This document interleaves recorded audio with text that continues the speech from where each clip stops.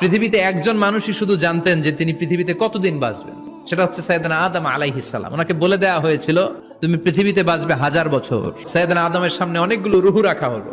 সাইয়েদনা আদম বললেন এরা কারা? আল্লাহ বললেন তোমার বংশধর। সাইয়েদনা আদম বললেন আল্লাহ ওই যে একটা রুহু দেখা যায় এটার নাম কি? এটা তোমার ছেলে দাউদ, সে দুনিয়াতে নবী হয়ে আসবে। সাইয়েদনা আদম বললেন মাবুদ আমার ছেলে দাউদের কত বছর হায়াত আপনি দিয়েছেন? আল্লাহ বললেন মাত্র 40 বছর। সাইয়েদনা আদম বললেন মাবুদ এত ফুটফুটে সুন্দর আমার ছেলে দাউদ মাত্র 40 বছর দিলেন কেন? আল্লাহ আপনি বাড়ায় দেন, আল্লাহকে বাড়ানো যাবে না, লেখা হয়ে গেছে। সাইয়েদনা আদম বললেন আমার 1000 বছর থেকে 60 বছর আমি আমার ছেলেরে দিয়ে দিলাম। আর আদম আলাইহিস সালাম পেয়েছিলেন 1000 বছর, 60 কমে গেলে রইল কত? 940 বছর পৃথিবীতে থাকার পরে মালাকুল মাউত চলে এসেছে, এসে বলল জিইতু আন আকবাদা রূহাক, রূহ কবজ করতে আসছি। আদম আলাইহিস সালাম বললেন রূহ কবজ করতে আসছো মানে? আমি বাঁচবো তো 1000 বছর। মালাকুল মাউত বললেন না না, ওই যে আগের কথা স্মরণ করেন, আপনি 60 বছর দিয়ে দিয়েছিলেন। কয় না আমি দেই নাই।